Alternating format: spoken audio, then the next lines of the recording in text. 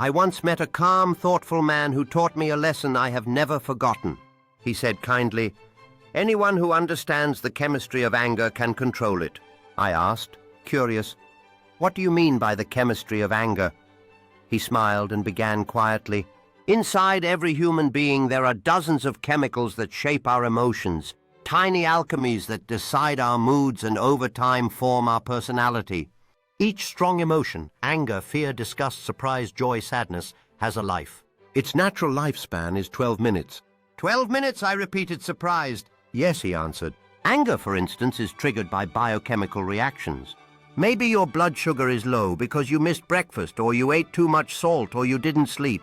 The body responds, hormones surge, blood pressure rises, and the feeling of anger rises with it. But this surge is temporary. If left alone, your body will pour into circulation the chemicals that calm you down, and within 12 minutes the peak passes. You cool down. He looked at me and continued. This is true for other basic emotions too. Fear visits you for about 12 minutes. Joy, sadness, disgust, surprise, each has its blink. If we can bear those 12 minutes without adding fuel, the storm subsides and reason returns. I confessed.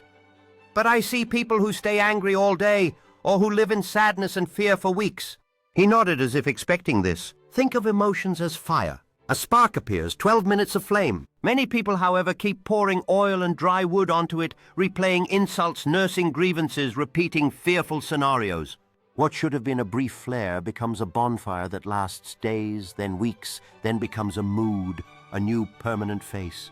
That habitual mood reshapes their identity. They become known as Angry Ahmed, Sorrowful Sarah, Fearful Farid.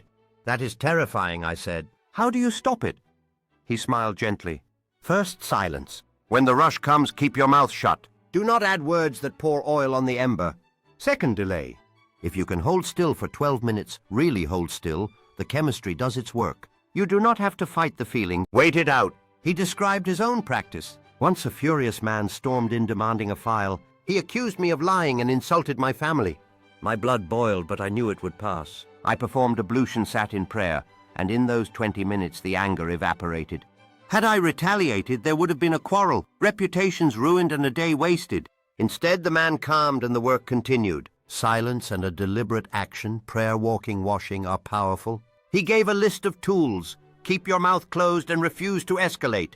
A walk, movement changes chemistry. Wash your face or take a shower. Physical cleansing often clears the mind. And do a short ritual of silence or prayer, whatever centers you. Count out 12 minutes.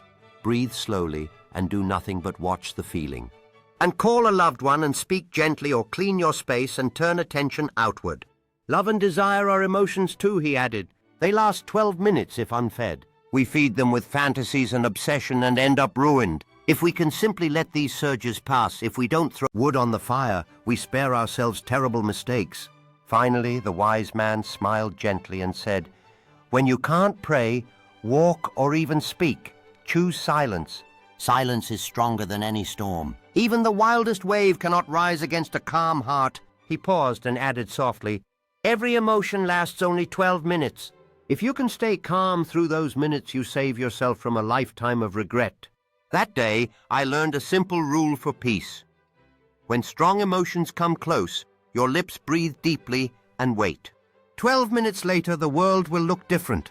In those few quiet moments, we decide whether to be the master of our feelings or their servant forever.